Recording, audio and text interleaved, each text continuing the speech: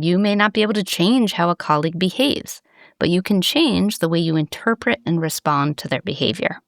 Keeping that in mind will improve your chances of building stronger, more fulfilling relationships at work. It can help to remind yourself that there are very likely times that you've been the difficult coworker. I mean, who among us hasn't acted like a know-it-all on occasion, or acted passive-aggressively, or fallen into the victim role at times?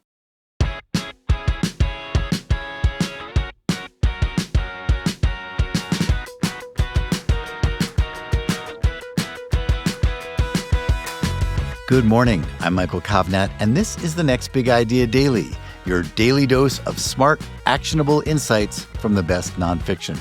So, I've got a question. How do you handle that jerk at work? You know who I mean, your passive-aggressive coworker, your demeaning boss. Even in good office environments, there are inevitably colleagues who are challenging to deal with.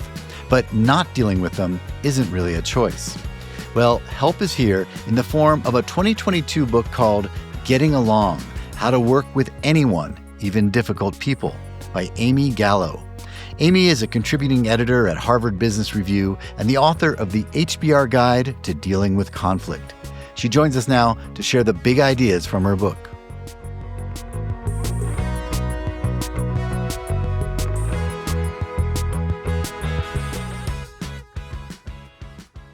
Hi, I'm Amy Gallo, author of the book Getting Along: How to Work with Anyone, Even Difficult People.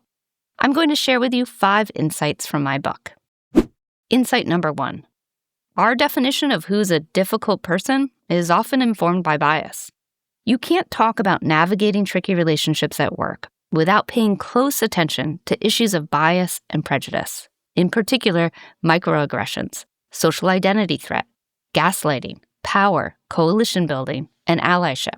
It's important we examine the role bias plays, especially in what and who we define as difficult. Yes, it's tempting to use that label or even the word toxic when talking about someone who pushes our buttons, but we need to remember our interpretation is informed by our own biases and prejudices. I'll share an example I'm not particularly proud of. When I was working as a consultant, I had a client, a Black woman, who I was hesitant to push back on because I worried she would get angry. One of her direct reports, a fellow white woman, stopped me in the hallway of their offices one day and mentioned that I seemed to be holding back with her boss. When I said something about wanting to keep the client happy, she responded, "She's not going to bite your head off." Forced to reflect, I realized I was allowing unfair stereotypes to influence my view of this client. In fact, I'd seen her direct reports challenge her multiple times, and she took it well. I'd never seen her irate. Not only was I doing her a disservice by typecasting her, I was also failing to do my job, which was to present new ideas and challenge the status quo, all because of some imagined backlash. Our brains are wired to conserve resources, so they take shortcuts, rapidly putting people and things into categories and assigning attributes to those categories informed by societal, sociological, and historical constructs of race, gender, sexual orientation, or class. Certain groups are labeled as easygoing, others as smart, still others as threatening. So before you decide that someone in your life is difficult, play devil's advocate with yourself, repeatedly asking whether you are seeing the situation impartially. Ask, if your colleague was a different gender, race, sexual orientation, would you make the same assumptions, or be willing to say the same things or treat them the same way? I used this tactic when I examined my reaction to my client. Would I assume she was going to be angry if she was a white woman or a white man or even a Black man? The answer was clear, no. If the client were a man, I might have interpreted the same behavior as passionate or committed or maybe curt at worst. But anger wouldn't have come to mind. This was an important exercise for me to recognize my own questionable logic and to begin to move beyond it. Insight number 2. Your perspective is just one perspective. When you're trying to sort out a contentious situation with a colleague, there's rarely an objective truth. We all come to the workplace with different perspectives and sets of values. We disagree on everything from whether it's okay to be 5 minutes late to a meeting to if it's justifiable to interrupt someone who is going on and on. It's not realistic to think you'll work with people who see eye to eye with you all the time. There's a concept from social psychology called naive realism that explains just how different our perspectives can be. Naive realism is the tendency to believe that we're seeing the world around us objectively, and if someone doesn't see it the same way, they're uninformed, irrational, or biased. One study in this area looked at what happened when participants were asked to tap out the rhythm of a well-known song, such as Happy Birthday, and listeners tried to guess the song. Those doing the tapping thought the listeners would guess the tune around 50% of the time, which was a huge overestimation given that they only guessed right 2.5% of the time.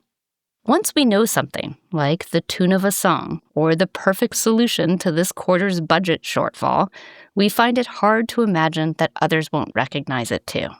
Naive realism is connected to another relevant cognitive bias, fundamental attribution error. This is the inclination to assume another person's behavior has more to do with their personality than it does with the context or situation.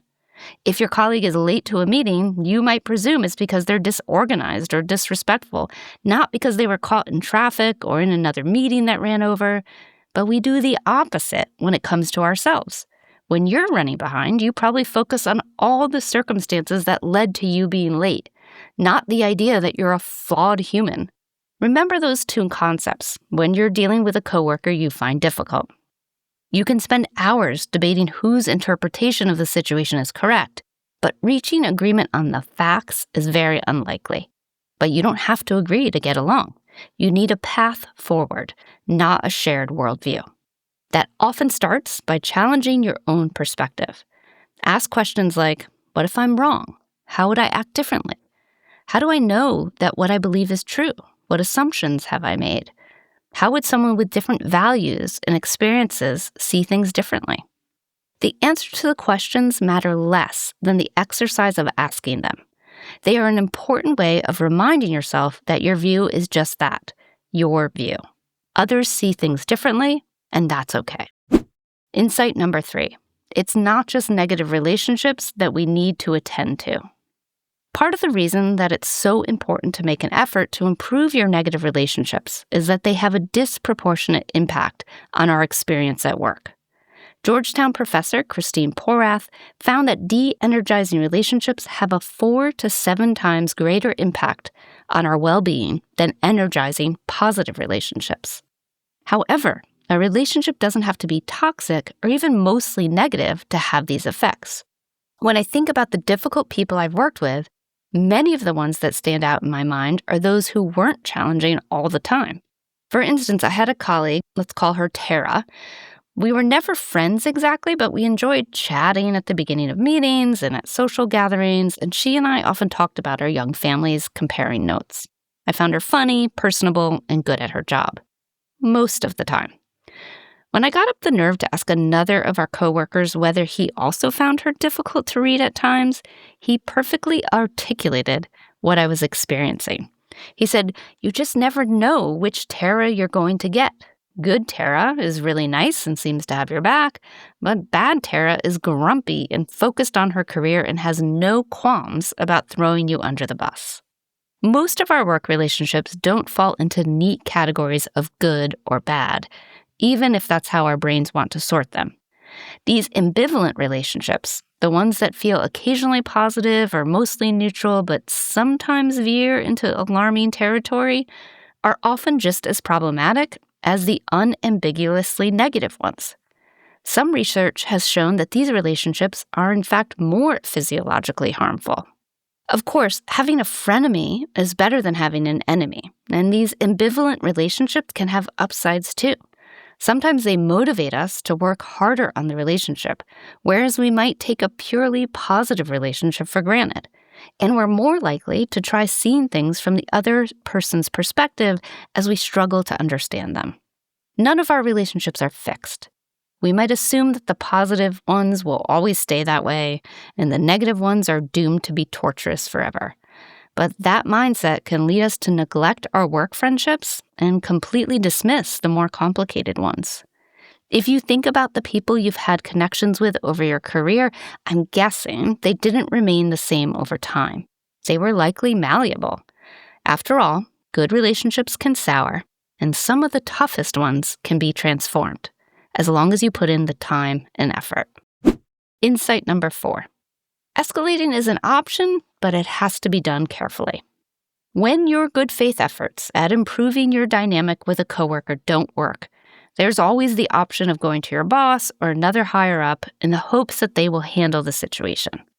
This is a tricky move, though, so you need to weigh the trade-offs carefully. Will escalating the issue make you look bad? Do you risk further damaging your relationship with your colleague if they find out you went behind their back or brought in reinforcements? Will the person you appeal to believe you? Escalation only works if the person has the power, motivation, and skills to do something about it. And that's not always the case. Ask yourself, who is the right person or department to go to? Will they be open to helping you? Will they be discreet? Do they have the skills or authority to give your difficult colleague feedback? Are they sufficiently motivated to take action? Turning to other people doesn't always work, especially if they are ill-equipped or unwilling to address your colleague's behavior. Plus, if they solve the problem for you, perhaps behind closed doors, you won't develop the skills you need to deal with similar issues in the future. Before approaching a potential ally, whether they're your boss's boss, an HR representative, or someone else, think about how they've responded to comparable situations in the past. Did they give good advice? Did they follow through if they offered assistance? Did they make things better, or perhaps worse? The answers to these questions will help you decide whether it's actually a good idea to escalate or not. Insight number 5.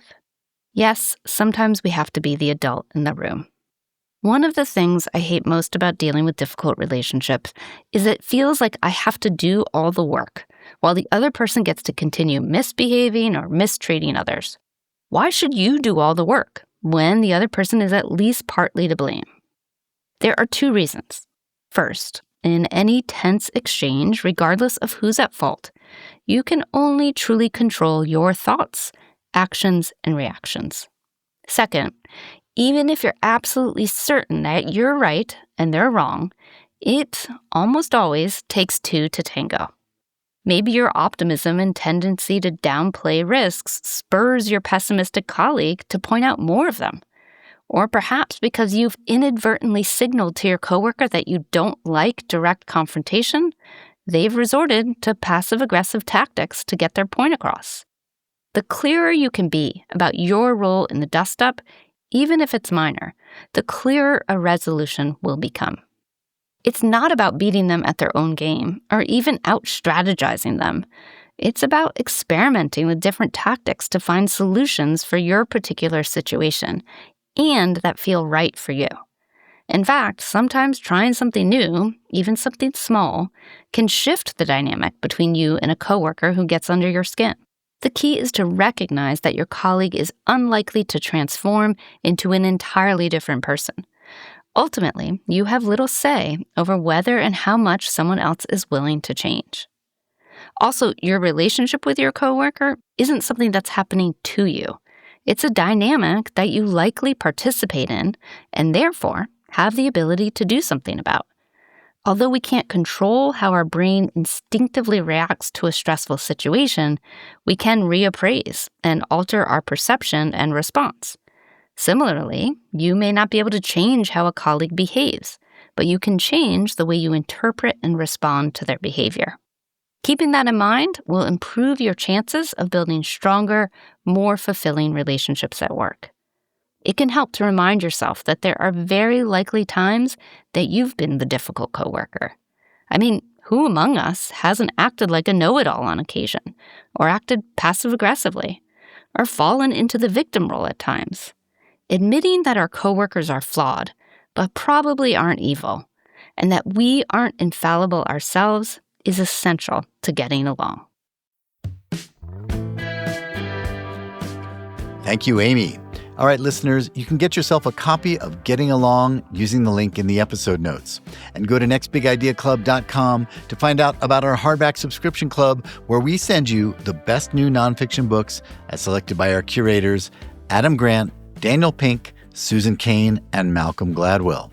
And if you use the code DAILY, we'll give you a 20% discount. So that's nextbigideaclub.com and use the code DAILY.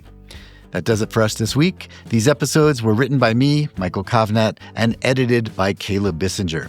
We'll see you Monday.